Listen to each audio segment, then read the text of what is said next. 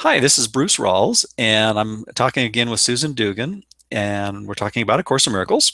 Today, we thought we'd talk about in chapter 18 in section 4, the little willingness in the text. And this section of the text is just loaded with lots of useful and helpful information about how we can get ourselves out of the way, basically, and and look at how little our part is and how large the Holy Spirit's part is in our atonement process. Uh, Before we do, though, Susan and I just attended remotely the virtual streaming version of the Academy class. The Foundation for A Course in Miracles provided this week, and this was my second opportunity to attend a streaming event. And not only, as an aside, the technical issues have been beautifully resolved, but the content was just fabulous, totally outstanding. I was able to watch the 2 days while it happened, and will undoubtedly review it as well another time or two while it's available that way, because the content was just superb. And this just as a recommendation for anyone who has the least interest in a more in-depth study of the course. I couldn't recommend this more highly, and everything that the Foundation for A Course in Miracles offers. But these streaming classes in particular are a wonderful way to have an intensive experience with immersing yourself in the course and that immersion process. So you probably want to say a few things as well, Susan. Sure. Yeah. It just, I absolutely agree. And, I'm always, I'm like a little cheerleader for them, but I really feel it so deeply that they, the foundation's work is the only thing that has helped me. I mean, not the only thing, but the primary thing that has helped me in my study and practice, beginning with Ken and continuing with his staff. And I think that, as Rosemary and Rosemary Sasso and Jeff Siebert, who are the teachers there, are continuing to deepen their practice and study, and are taking it to such deep levels in their, and obviously have integrated this helpfully and amazingly, and are great models in their own lives the way they've integrated this. So I think it's just it's available to us. It's never been easier to avail ourselves of it, and they're offering something pretty much every month, I think, except for January. They're booked out until March. So this is, if you can't get to Temecula, this is the next best thing, and you don't have to watch it live. You can. I wasn't able to watch the whole thing live the last 2 days, but it's available to you to go back to for another couple of weeks, so you can integrate that into your study throughout the next couple of weeks, and so it makes it very doable. And so just if you haven't done it, give it a try, and if you have done it, you want to again. So do it. Thank you for that additional cheerleading, highly warranted. It's a great, I mean, and it's a wonderful way to support the foundation, which has given us, through Ken's work, materials that will help us through, as if most of us are on a journey that will take the rest of our lives, and of hopefully, moving toward awakening. And this is, this is what's going to help speed us along and keep us honest with our practice, because it's always, not only does it keep us honest with the metaphysics, and we tend to go in our own directions back into the dream of trying to drag this whole thing into the world and fix up what isn't here and seek for what isn't here. So the metaphysics is, Ken said we can never get very far away from that, but they also are offering, how does this work? How do you do this in your life? What does this mean when you hear statements that you're not here? Like they were, really hammering away on in this. The title was, what was it? Finding joy in a joyless place. Yeah. How to find joy in a joyless place, and the answer is we're learning that we're not here. Well, that's not a very, becoming a happy learner, is a process, because that's a real smackdown to the ego. So it's a perfect segue to what we're going to talk about. Which I was going to say, the little willingness that we're going to talk about today is probably, Jesus should be, is the best diplomat I've ever encountered in my readings or experience here in level 2 in the world we think we're in, because he's so gently and diplomatically smacks us right smacks the ego down and says, maybe, perhaps everything that you believe is wrong, and that you'll only begin to be able to learn once you accept that. So, yeah. One of my favorite metaphors is the Jesus of Course in Miracles, aka Holy Spirit, aka Inner Kindness Teacher, which I kind of like that metaphor. It is sort of an equivalent to an infinitely benevolent Don Rickles, who totally pokes fun of our ego, but in the kindest possible way, and for our benefit. Well, Don Rickles wasn't always that kind. No, that's why I say that he would be, if you could take that archetype and make a totally benevolent version. That's what I get from this. It's like, and it's a complete lampooning of and showing us the parody that we're making of creation.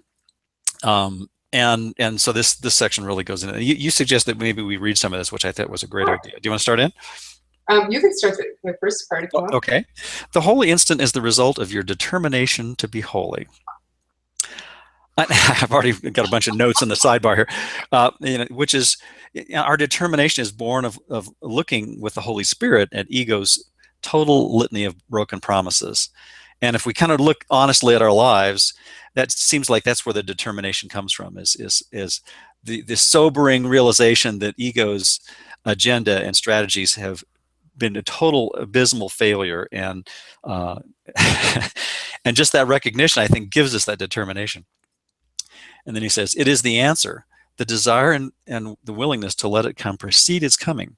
You prepare your mind for it only to the extent of recognizing that you want it above all else. And of course, we don't want it above all else, otherwise we wouldn't be in this remedial classroom. Right. Yeah. Right. We wouldn't be here, or as Ken Wapnick used to say, nice people stay in heaven. Right? Right. It is not necessary that you do more. Indeed, it is necessary that you realize that you cannot do more. Do not attempt to give the Holy Spirit what he does not ask, or you will add the ego to him and confuse the two. And of course, that's what we do in the dream all the time. He asks but little. It is he who adds the greatness and the might. He joins with you to make the holy instant far greater than you can understand. It is your realization that you need do so little that enables him to give so much. So right off the bat, there's plenty in that paragraph alone. Oh my goodness, yes. And he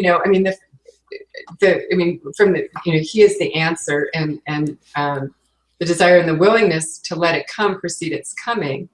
And, that really struck me even more this time reading it, that because we really, we think that, we have to do something. We have to prepare ourselves. We have to kind of put everything in the future and somehow make ourselves pure to accept this.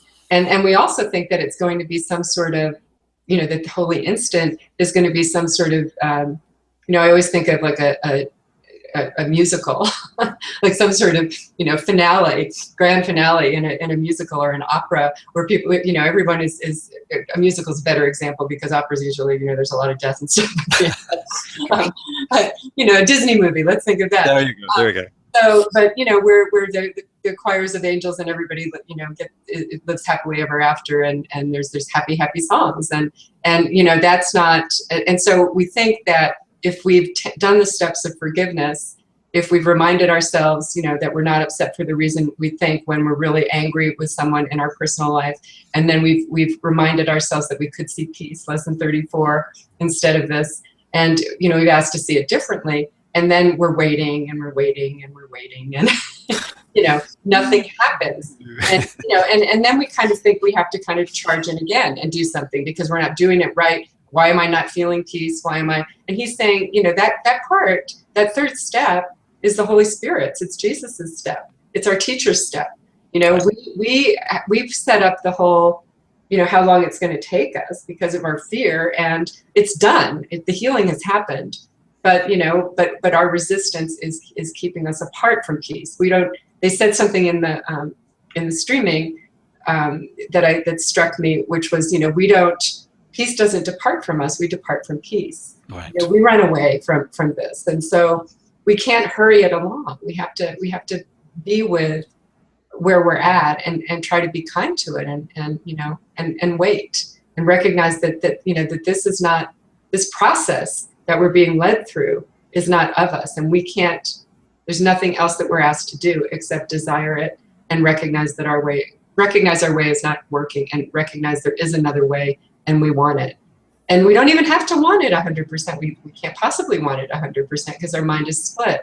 But we can want it. We can at least entertain the possibility that Jesus's answer is better than ours, because at least if we're really deeply honest with ourselves, we have to begin to admit that in every circumstance, our way is not the best way, and it's going to make us miserable.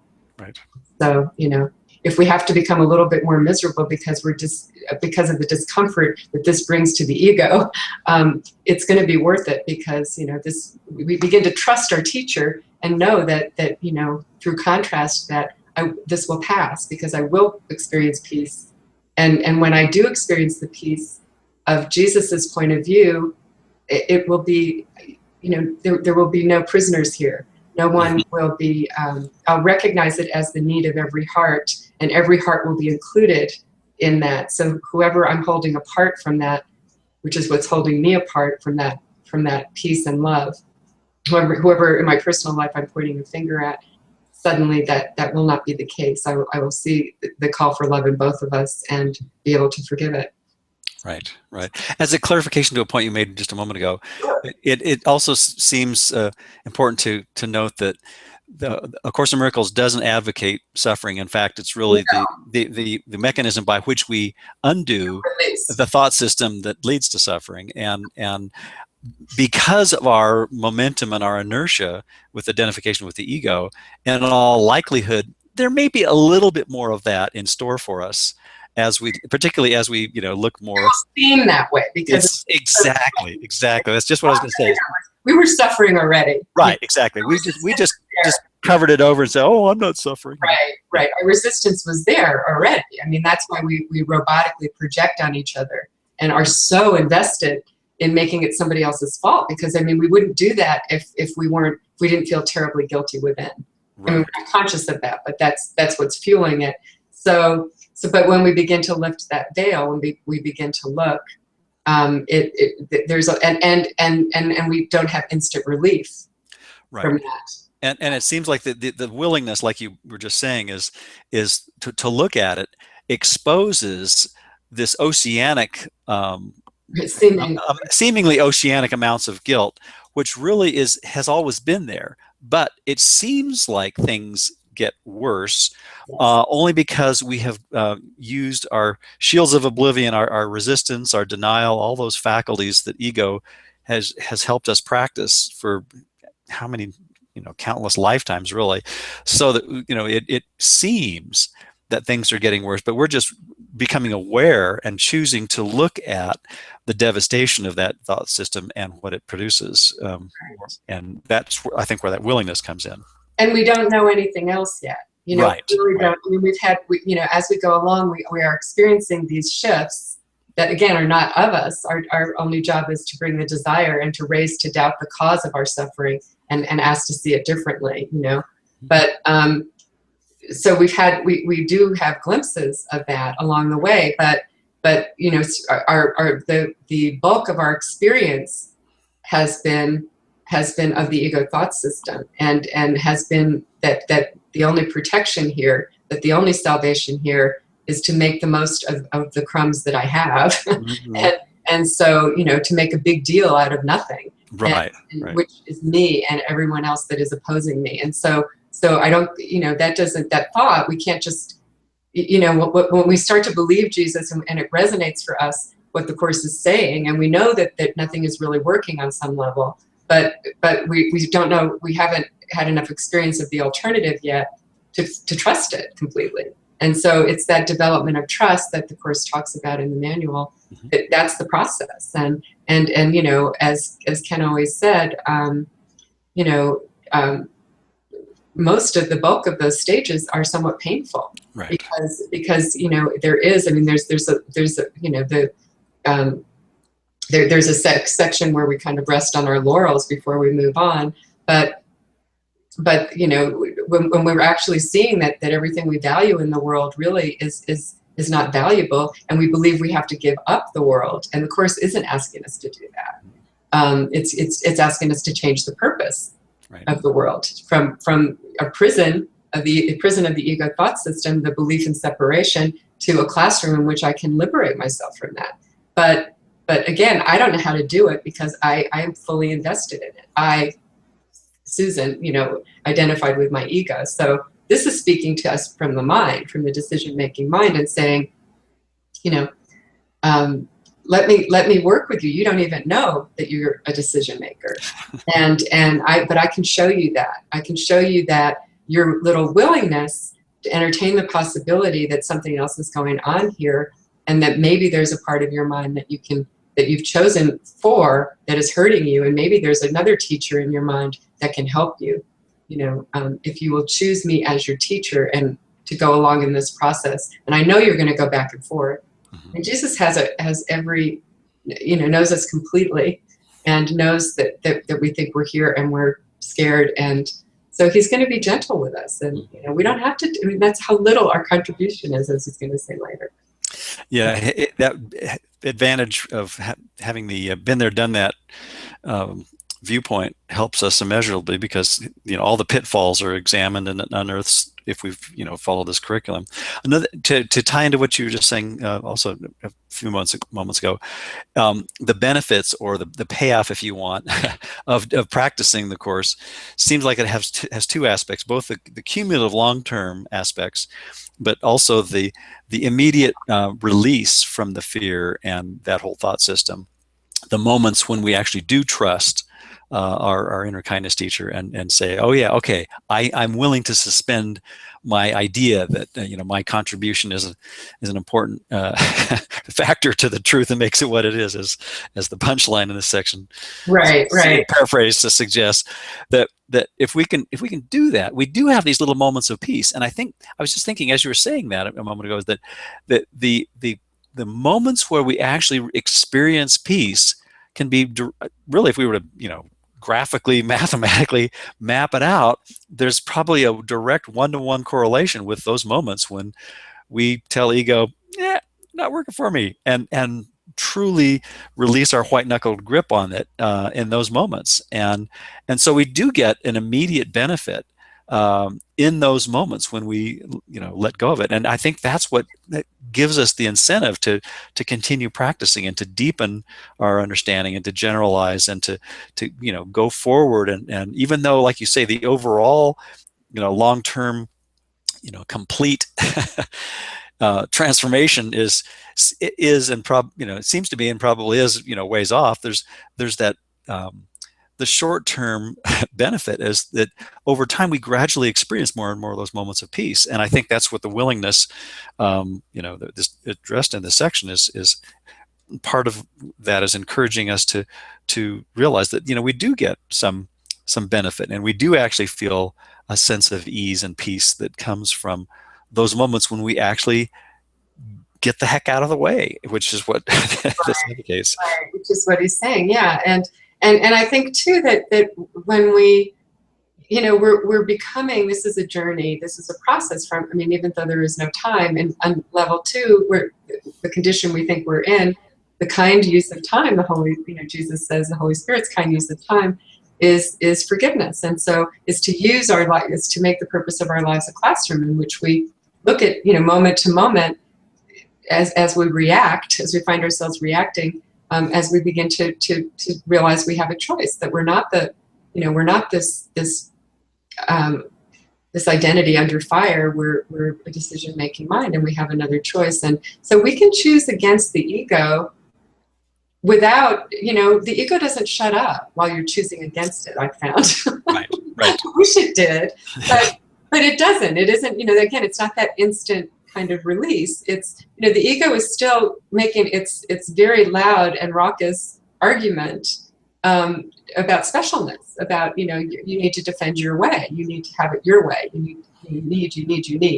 And you can say, no, I'm going to go in a different direction, even as the ego is throwing its temper tantrum. And you know, so you're not exactly at peace yet, but you're becoming right-minded. You're recognizing that, you know, why am I listening? Why am I giving credence to these arguments when I know what the Course is saying, and I know that way is madness. I know from experience, and you know, that's what I'm learning. So I have an incentive to go in the other direction, even in my confusion, even in my, you know, in my wishing to have it. My wish doesn't go to have it my way, doesn't necessarily just fall away. I mean, that's being undone over time for us.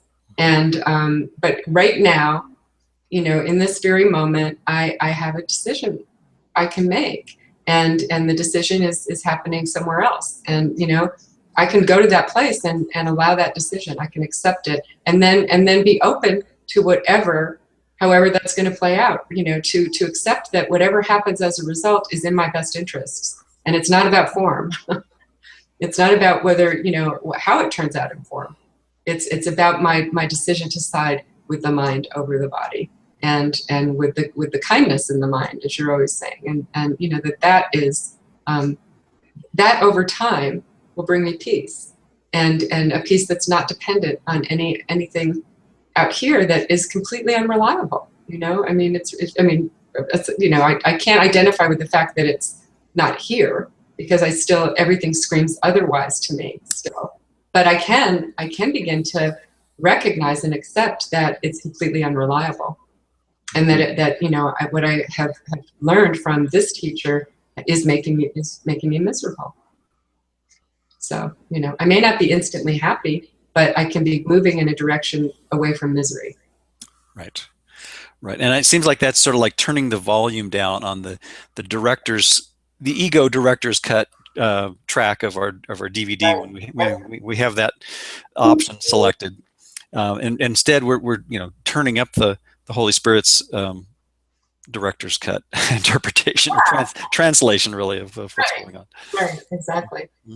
So I mean, there's so much more in this paragraph, but we probably should move on. Yes. Let's do it. Do you want to read the second one? Sure. And you may hear my dog snoring below. Okay. Not probably unconsciously not liking what we're saying, because this starts out, trust not your good intentions, which is there's a smackdown for you. Ouch. You know, just because we think, you know, I know for myself, I want to be, you know, the little Catholic girl within still wants to like be good and holy and effort through this and make it okay and try to prove that she's not the home of evil, darkness, and sin, you know. And I can master this. I can be a great student. I can show Jesus I'm the best student of A Course in Miracles that ever lived, you know. And, well, that's pretty funny. So trust not your good intentions. They are not enough. But trust implicitly your willingness, whatever else may enter. And, you know, it's the title of this is Little Willingness, so it doesn't have to be great. Concentrate only on this and be not disturbed that shadows surround it.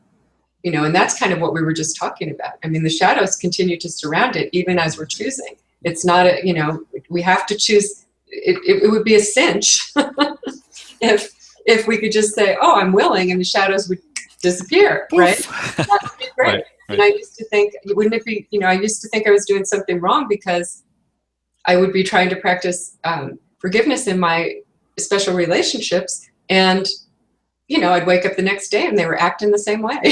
Yeah, I like how Gary and Renard and his teachers suggest, you know, you practice forgiveness over and over, and darn, the person you've forgiven is still there. You know, what happened? You know, why didn't it work? Still there, you know, and I mean, I could be okay if they were still there, if they were like there the way I wanted them to be, but you know, they're not. So, but yeah, so it's not. It has nothing to do with the shadows. Those are shadows. They're not real.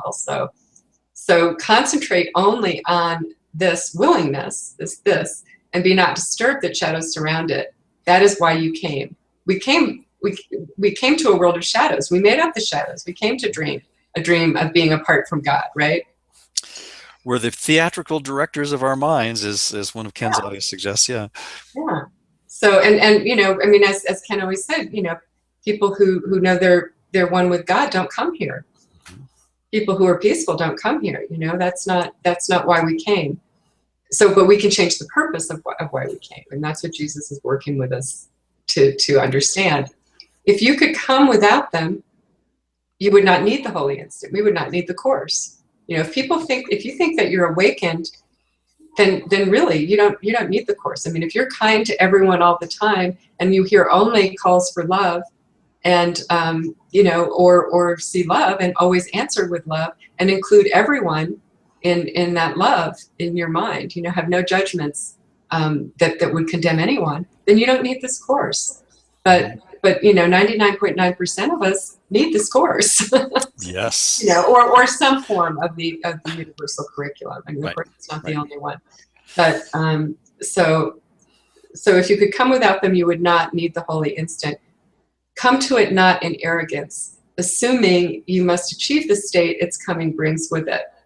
And again, that's thinking that I need to achieve being a peaceful person. I need to be, I need to be a spiritual person. I need to be just as Rosemary was saying yesterday, see the Christ in everyone. And just, maybe if I just squint the right way, I'll be able to see the Christ, the face of Christ in you. We don't know how to do that. So it's arrogance to think that we know. It's humility. I mean, although humility is truly, our identity with God is to accept that as true humility.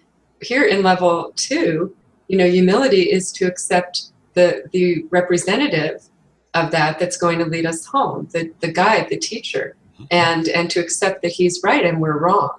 And to resign as our own teacher again and again, every time we find ourselves thinking that we know, because we can't be taught if we think we know. So do you have anything on that you wanted to? Yeah, just to reiterate, it seems like, if we knew without equivocation, without vacillating back and forth between the two thought systems, we wouldn't need this remedial course. And because we're so wishy-washy and go back and forth, mostly hanging out in the our imagined fugitive state. We really do need this. Like you said, and not necessarily this specific form, because somebody might be drawn to Advaita Vedanta or some other system that offers a similar approach. But ultimately, we will have the same experience as the last section of the course suggests. That it's not about the theology; it's about the experience of having our oneness restored to us, but not by us, not by the self that we think we are. And that's why, we never really question the selfhood that keeps us mindless. And Right, exactly. Yeah. So, so if you could come without them, you would not need the holy instant. Come to it not in arrogance, assuming that you must achieve the state its coming brings with it. Again, the result of this is not of us. The miracle of the holy instant lies in your willingness to let it be what it is. And again, we don't know what form it's going to take. We don't know, what that shift will look like. And sometimes that shift is simply, as I was saying, just that we, seems to be just that we choose against the ego and amidst our confusion and try not to take it too seriously. And then just, and it will eventually wear its voice out. It just finally becomes quiet. Right. But it can come, we don't know what form it will take, and that's not our business. So, and in your willingness for this lies also your acceptance of yourself as you were meant to be. And we don't really know how to accept ourselves as we were meant to be, as one with God, but we know how to accept ourselves in our flawed state, and accepting that we don't know. And that will lead us to the awareness of what we were meant to be. We have to accept that here in the dream, in the self-imposed forgetting that we forgot we made this up, and believing that it's true, we don't know how to get out of it. We have to accept that that's, this will be a process, and that changing the purpose of my life and following a new teacher and entertaining the possibility in every moment that Jesus is right and maybe I'm not, that will lead us there to where we were meant to be. Exactly. So, And this also, the last couple of sentences address, the principle of allowing. And I think that's, really getting ourselves out of the way, and being willing to look at the obstacles that we've put in the way. And it reminds me of when Robin Williams' wonderful skit about in his Scottish accent about golf, and how all the obstacles are placed there. And if you haven't heard it, I have, and it's hilarious. It is hilarious. And there's family and not so family versions on the web if you look for them. But the gist of it is, that all the sand traps and the trees it's kind of like a metaphor of all the things that we've done, and actually really making up a whole universe to hide out in. But he says, we put shit in the way, and basically the idea is that, we've gone out of our way to create an enormous labyrinth and puzzle and maze and confusion and this horrifically complicated world that demands our attention, or seems to, at every turn, and never stops. Yeah. And yeah, it's and when we're willing to deal with all those things and to immerse ourselves in that identity. But the Course suggests, well, maybe if you're willing to consider the idea that maybe that isn't getting you where you want to go, that in that true humility, we can realize that thought system hasn't served us, and we can get out of our own way. Exactly. Yeah. You want to go to the next one? Sure. Humility will never ask that you remain content with littleness, but it does require that you be not content with less than greatness that comes not of you. Your difficulty with the holy instant arises from your fixed conviction that you are not worthy of it. And that's obviously because we identify with these little finite, fragile, fleeting selves. And we think, that we threw God's love away. And so that guilt over that, we don't want to go back to the scene of the crime. We don't want, that's terrifying to us. And it seems unfathomable, but we don't have to, plumb the depths of that all at once. We just have to look at whatever's in front of our face, as the Course suggests, in any given moment, and forgive ourselves for projecting that. And then we begin to generalize and begin to integrate that process into, like, oh, I can forgive myself for this too. And pretty soon it's like, oh, yeah. Yeah, and we start by thinking we're forgiving ourselves, Right.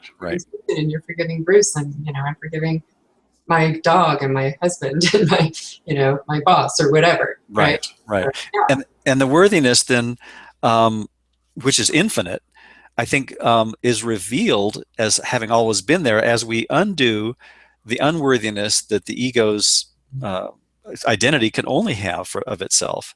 Right. Because how could something that believes that it's murdered perfect oneness, and like you say, thrown God under the bus, I like that phrase. Right. We think that we pulled this thing off, and how could we not feel completely unworthy with that identity? And so the Course is asking us to question that identity and say, is that working?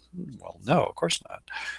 Right. And really to look at our how we believe, we're secretly pleased when bad things happen to us, because we just, we believe we deserve punishment. Mm-hmm. And so although, and that's what relieves us of our guilt. But as Ken said, it's a maladaptive solution to a non-existent problem. It doesn't, and that's why it doesn't work, because we're defending something that never happened, and the guilt just keeps circulating in the mind. And so it has to happen, it has to be undone at the level of the mind, and we don't even know we have a mind. So, And I think that's a big part of the undoing too, is when we see that mechanism in process of being played out in our lives or in other people's lives, to muster up the compassion. Not, again, it's not from ourselves, it's from that awareness within ourselves that the Holy Spirit represents, that says nothing happened. No crime was committed. No sin happened.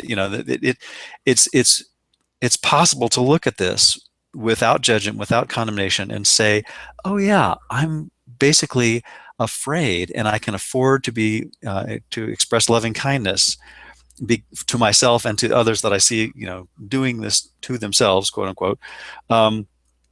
Whenever that happens, because we realize, A, it doesn't get us anywhere, and B, we feel so much better when we let ourselves and each other which indirectly lets ourselves off the hook. You know, we let it go, we let it be. Right, With a nod to the Beatles there.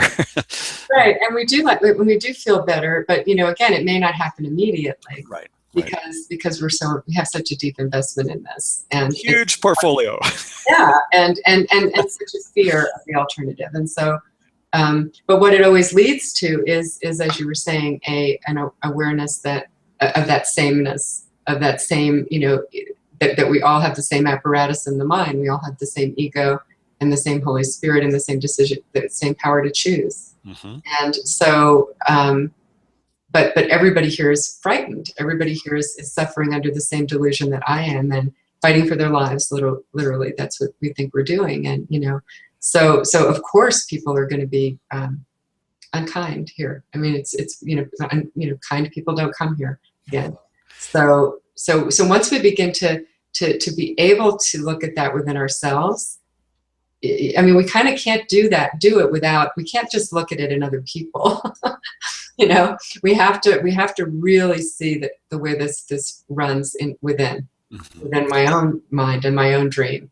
And that's what's going to enable me to allow myself to let it go in other people, because I see the sameness in us. Right. But again, that's not real. It sounds like that's a big conscious process, and it's not. It's just a little willingness to practice this moment to moment, which is making that happen, of its own.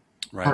I like to think of like a fishing pole metaphor of, reeling it in when I see something that appears to be in someone else's life, or some, group of people, or a situation on another part of the room or another part of the planet.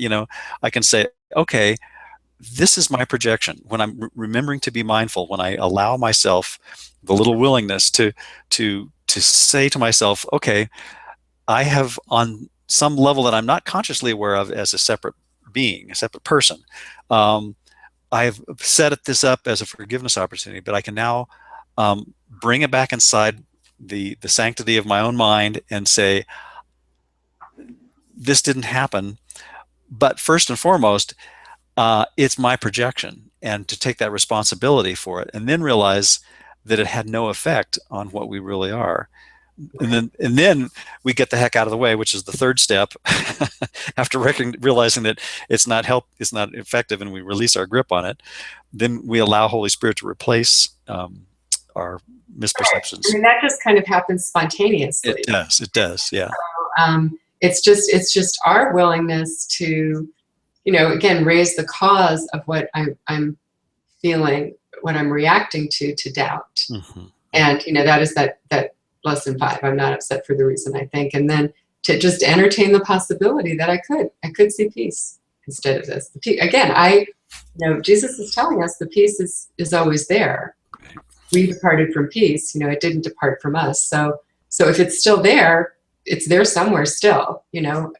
Regardless of these shadows, regardless of what seems to be happening in my relationships or my life, regardless of how attacked I feel, or abused, or misunderstood, or blah blah blah. So we just raising the willingness to raise it to doubt, and to entertain the possibility that the peace is still there, and I'm wrong, and that I could see this differently. And then the result, as he said in the first paragraph, the holy instant is a result of your determination to be holy. Well, it's really not. It's I want the peace of God. And that desire and that awareness that my way isn't working, which is a growing awareness as we do, we're introduced to that in the workbook for the first time, of how, let's look at our lives little by little. Let's look at the most mundane things, and begin to see, over and over, how we've given them all the meaning that they have for us. Right. And that most of that meaning is charged with some sort of upset that they can cause us, or something that they can give us. Charged with the ego's debit or credit card. I almost like we're going there for a second. Yeah. which keeps us forever indebted, right? Very good, Bruce. So yeah. So it's always that, we have an agenda in everything. Right. And the agenda is always, again, as Ken said over and over, to prove that I really do exist apart from God, but it's not my fault. Mm-hmm. It's someone else's. So I can get away with it. And that doesn't feel very good, because we we don't believe we can get away with it. And so it's exhausting. It's a constant effort that that we're 24/7, even in our dreams, that we're constantly trying to defend ourselves, and it's not working. Yeah, it really is a fugitive, evasive kind of a thought system, because we think we're criminals, not necessarily consciously at any given moment, but that's the underlying, what's the well, the underlying guilt, the ontological guilt, that was the word I was looking for, which is, just a fancy word that means that it's pervasive and underlies everything. It's very diabolical, ontological. I kind of like that word. Yeah. But, it's basically the idea that no matter where you turn, that the underpinnings of the foundation of that thought system are totally saturated with that incriminating idea that we pulled off this horrible thing, and so what can we do but run as fugitives, and the mechanism that we made up of projecting out a whole world to hide from and to become victims of, as a decoy to run from our self-incrimination, is like Ken says, it's brilliant, but it's insane. It's 100% brilliant, but 100% insane. Right. Unfortunately, that 100% sane thought system that we always have access to is there, but it does require that willingness, and it does require that ability of us to consider that maybe my approach to these things as a separate self isn't cutting it, isn't working for me. And it really is that humility again, Mm-hmm. And it's hard for us, because when we come to the Course, most people get very excited by what it's saying, and oh well, I'm the Holy Son of God, and I'm not a body, I am free, and all of these level 1 statements, bypassing the whole the whole ego reaction to that. Mm-hmm. and so we immediately think we can just click our heels together and say, well, it's all just an illusion, and so I don't really have to deal with the problems in my life anymore. I don't have to deal with any of this, because it's not real. And I can just, I can just squint the right way and see the face of God in someone, and the face of Christ in them. And, well, I mean, all that does is cover over further what we're already doing, which is the guilt, that we're not dealing with the guilt if we do that. So it in my own experience, I think I did that at the very beginning of the Course, and I think everybody does. And I think but what brings you back, what brought me to Ken's work was really the awareness that wasn't something. I wasn't feeling better. I mean, I had come to the Course because I did have a nagging, really distressing sense all my life that there was something very wrong with the way I related to people, and that that despite the face of innocence that I portrayed, and that's the Course's term, within I felt I felt unloving and therefore unloved all the time, mm-hmm. and nothing helped that, And so I recognized that the Course was the answer, but again, I just tried to bypass the actual work of this, and the actual work of it is looking at the fact, like, what do we feel within, as they were saying in the streaming yesterday and the day before. How does it make us feel when we hear statements like, you're not here, and there is no world, and God doesn't know about the world, and while that may seem on first blush to be a reassuring statement, well, what does it mean? What does that really mean? Where the hell am I then? Mm-hmm. I think to relate to what you're saying about our process of studying the Course, I very much relate to that. I think after several years of study, I think I personally took about a 2-decade hiatus from studying the Course because I really at that part of my life really wanted to try to fix the dream. I had my dream repair hat on, and it was like, okay, well, now I know that, some, a few rudiments here.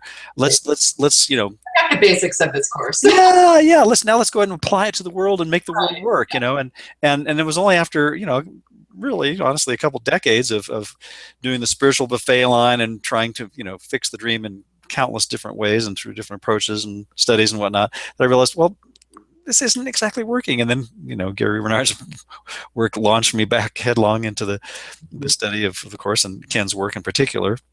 And it's like, wow, oh yeah, that's right. This world really doesn't have anything to offer. Not in the terms that in the default mode that the ego set it up for. We need to look at how we set it up. And realize that we set it up as a failure mechanism, and that really isn't cutting it. Its real worth to us. Yeah. If we believe that we're here, is to change its purpose. Mm-hmm. And to begin to see it as a classroom, to give the to make the real meaning of my life, the only meaning of my life. I mean, you still do all the things I do in the world, and relate to people in the world, and this is not a path. This particular path of the universal curriculum is not about removing ourselves from the world in any way. It's about using the obstacles that we've set up, the forms that we're pointing a finger at as being obstacles to our peace, as the new curriculum for us to learn that that's not the cause of the problem, and to bring us back to the mind. Exactly. So So in Robin Williams' example, it would be looking at the sand traps and the lakes and the trees, and realizing, well, these are our forgiveness opportunities. Obviously, we have more personal ones for each of us that are our pet forgiveness opportunities. Prairie But dogs. what's that? Our pet prairie dogs. Yeah, that maybe those too. Yeah. Well, but I mean, that's right. It's using the very obstacles, the difficulty that I seem to be having in a relationship as a result of your personality. And I mean, it's so funny to watch ourselves, the way we just, even knowing as much as we know, we go back. There's another course, academy class that they did last month, and Ken did an academy on I don't know how many years ago, but about the grab bag of guilt. And it's, so we go back into our grab bag, and I was just doing it yesterday. It was like, and I think probably as a result of having listened to statements about not being here during the streaming, from the Course, and wanting to, again, wander back into the dream. And I was going back and trying to analyze the personality dysfunction in someone else, in great, Googling things. And, as if that's the problem. And I know that I've given that relationship a completely different purpose, and that way lies madness. But, it's that mindlessness. We want to, I want to make it about them. And, and not in a good way. Mm-hmm. Can use that phrase in a whole different way. Right. We're not putting ourselves front and center anymore. But I want to point a finger, and I always want to put myself front and center, and I want the problem to be in them. So it's our goatscape, isn't it? A massive world of scapegoats that we paint, and we're not only the golf course designer, but we're the theatrical manager and the screenwriter and choreographer and everything else. We did the whole thing on some unconscious level. And I think that's the beauty, and a lot of what was shared the last couple of days through the academy class was that, returning to our mind, returning to that decision-making focus is what allows us to actually do, what we need to do and make effective change, which is really at the level of the mind. And you've been saying right along that, it's really our only hope. And that's right, where the real hope does lie. And there are moments of levity in this process, because we do have times where, Jesus is always smiling, and because he knows that we're making ourselves crazy over things that aren't there, we're just hallucinating this whole thing. So from his perspective, it's nuts what we're doing, and so but he also has great compassion for us. He's not making fun of us. Sometimes I feel like he is, but in the kindest possible way, right? The kindest possible way. But he is trying to get us to see that it's really funny, and we do have moments when we, again, as a result of our little willingness to practice this new kind of forgiveness, um, where we do see it like that. You know, I mean, I have times where, I mean, even that example I gave about yesterday, I was laughing at myself even as I was doing this. I mean, it was entertaining to me to do this, and I knew that it was entertaining to the ego, but it was also sort of entertaining to me because it was like, what? I know that there's really nothing I can get out of what I'm doing right now. The only reason I'm doing it is I'm afraid of love. Mm-hmm. And I wasn't judging myself. I was allowing myself to just, okay. And so, you know, when we're not judging ourselves, and that's good practice to see, I don't have to burn in hell for the fact that I'm afraid. Mm-hmm. and that I still want to use this scapegoat. That's hugely helpful, isn't it? Because if we can look at our ego shenanigans while we're in the midst of them, you know, caught red-handed with hands in the cookie jar of, you know, pulling out a cookie from ego's grab bag or cookie, whatever metaphor, you know, and say, oh yeah, I see myself doing this, and I'm not going to condemn myself, or maybe I'll just, you know, berate myself a little less time this time, you know, right. even if it's just a reduction in the amount of self-abuse that we give ourselves. That's progress. Because not beating ourselves up, as we both talked about many times in these chats, is when, you know, is something that we all do, and it's hard to stop that habit. Yeah. And you know, we want, and that's another way that the ego joins the journey. You know, and tries to say we have to purify ourselves. You're not good enough, you know, to ever get this. Right. So. And then as the section points out, you know, if we already were there, we wouldn't need this. Yeah, that's right. Yeah, I mean, and that's so reassuring when you think about it. I mean, you know, we can't expect ourselves to be. We shouldn't expect ourselves to be like spiritually evolved beings, because right. We're not spiritually. Well, first of all, if there's a plural, you know. You're not here. So, right. I mean, if there's, you know, only the plural is here. So spiritually, you know, that's sort of an oxymoron, isn't it? Because, you know, it's nothing here is spiritual. This is believing that there was a separate will from God's, and there's nothing spiritual about that, you know. So what we want to learn is, you know, we have to, again, this humility, this ability to say that I don't know, but I want to be taught, I want to learn. And, you know, again, I mean, what's motivating me is that inner sense of, you know what, it's not working. And what brought me to the course, you know, I inwardly am aware that there's something very unloving about my interactions, and I don't feel loved, and I would like to feel loved again and loving. And I can't feel loved unless I feel loving. So I have a big incentive and motivation to learn this, because that's really what I want. You know, I mean, beyond, in spite of thinking that I have another thing that I want, which is me and my way. I mean, what my deeper need, the need of every heart, is to you know, to discover that that's not what we really want, and that we haven't destroyed love, that we haven't destroyed. We're not the home of evil, darkness, and sin, as the Course says. And that's infuriating to our egos, because our egos want to be loved as egos, rather than, and you know, it's totally infuriating to the egos, because, you know, it thinks that the fulfillment should come in the dream, you know, as dream figures. It's going back to that. Yep. Yeah, and yet that gentle, calm inner prompting that we call Holy Spirit or inner kindness teacher or the Jesus of the Course keeps saying, how well has that worked for you? You know, and not, you know, basically it never has really given us any kind of genuine peace, and it certainly hasn't been lasting. Right. And recognizing that is really what, again, gives us the determination to you know, to experience those holy instants of forgiving ourselves and letting ourselves off the hook, and experiencing at least glimpses of the quality that is the reflection of that love that we all are and share. Exactly. Yep.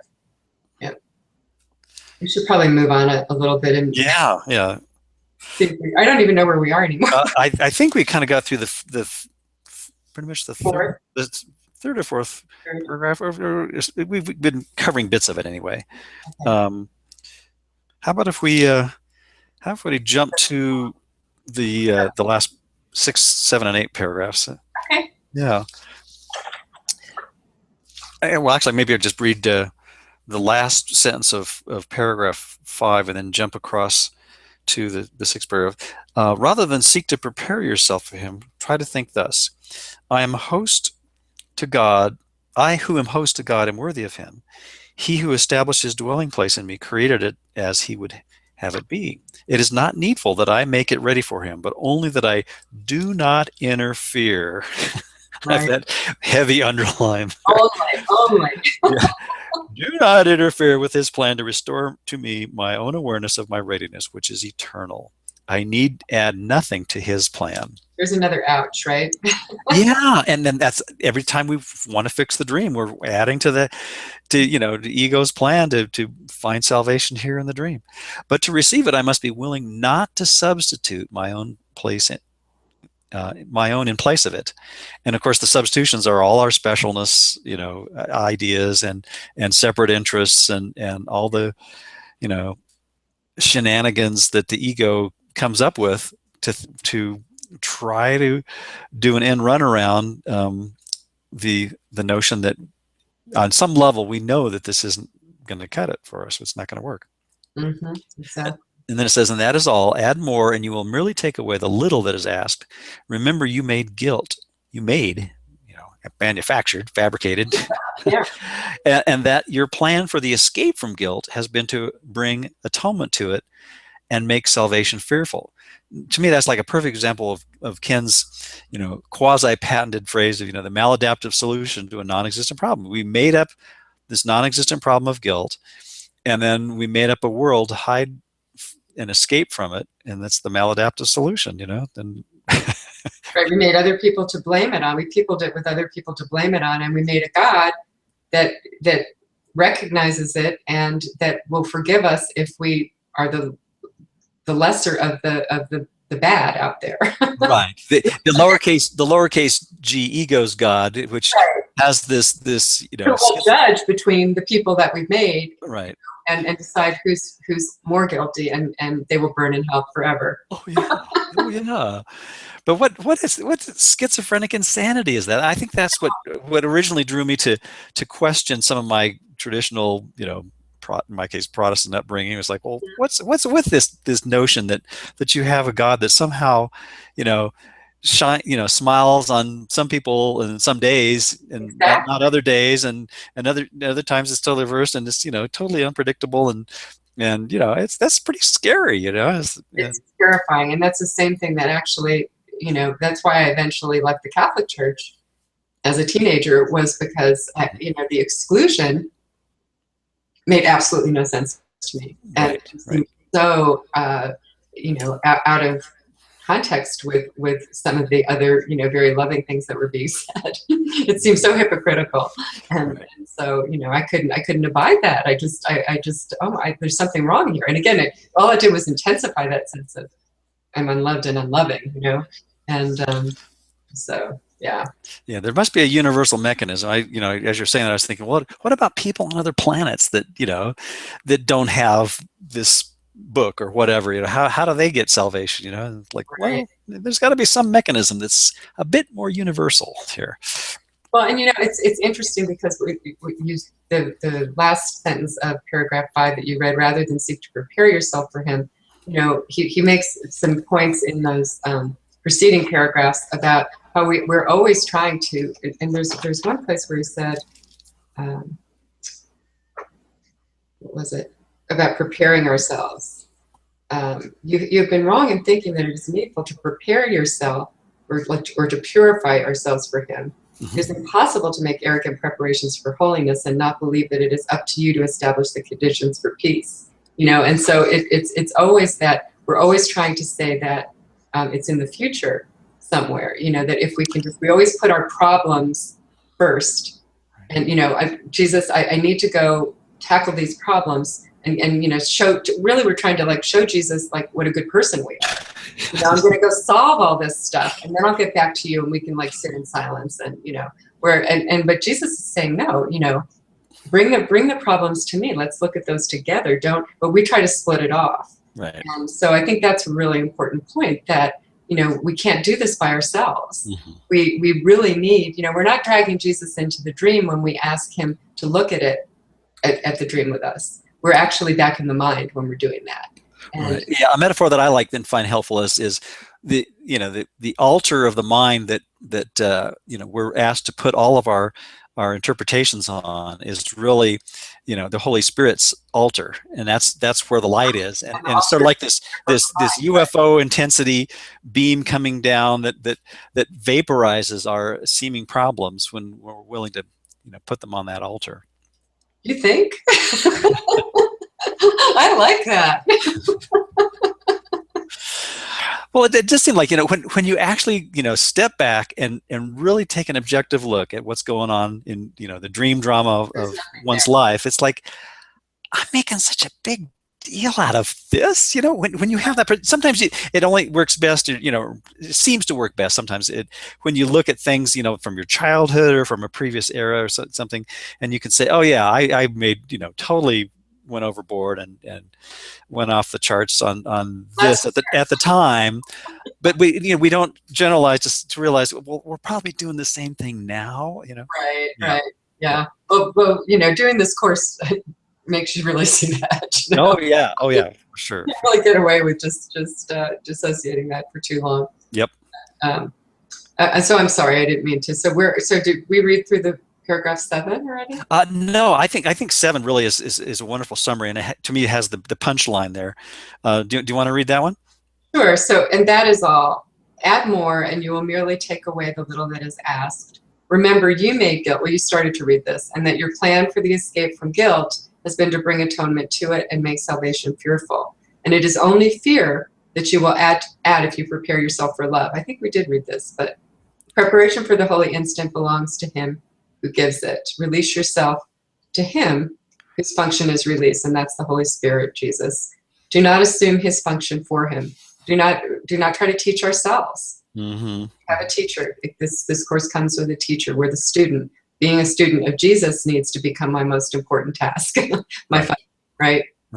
Give him but what he asks, that you may learn how little is your part and how great is his.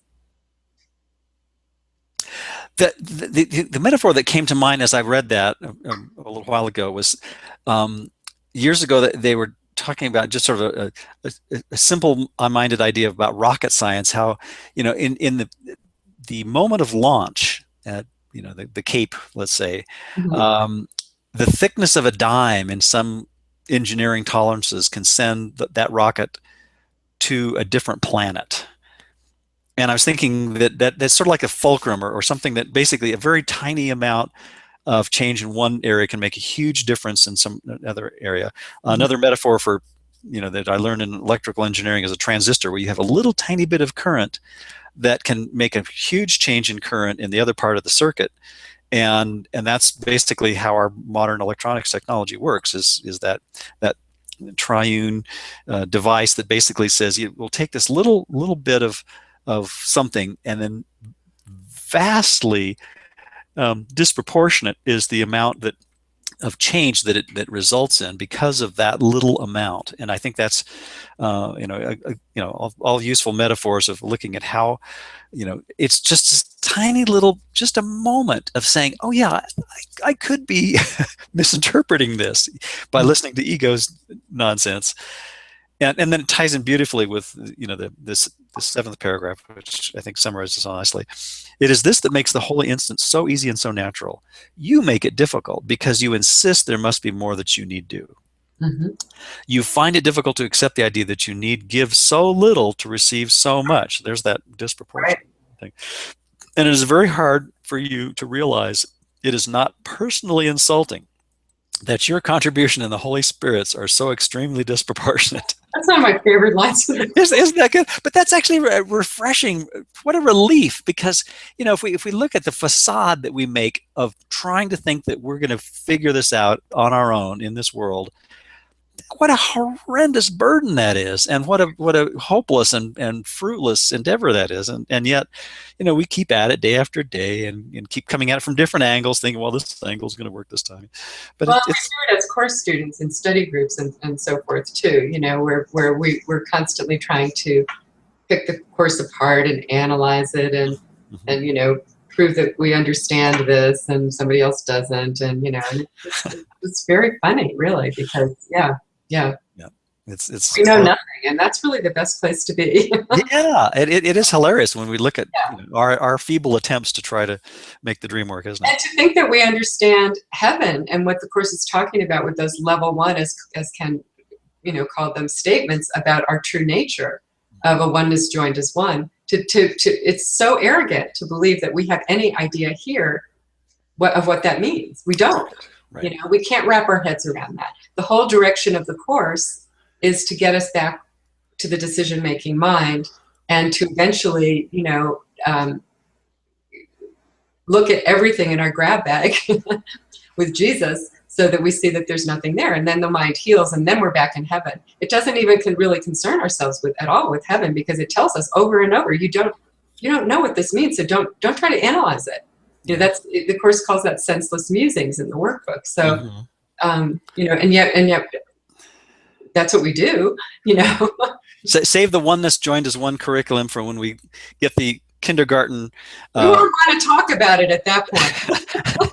Exactly. We need to at least get through kindergarten first before we, even consider some of the, the advanced calculus ideas that, But really, it's over. The discussion is over once we understand that. So right.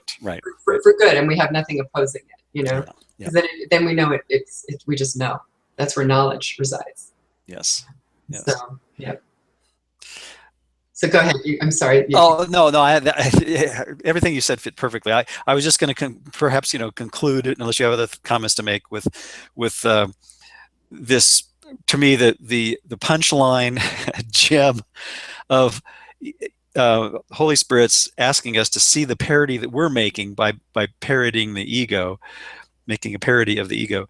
It says, you are still convinced that your understanding is a powerful contribution to the truth and makes it what it is. Right.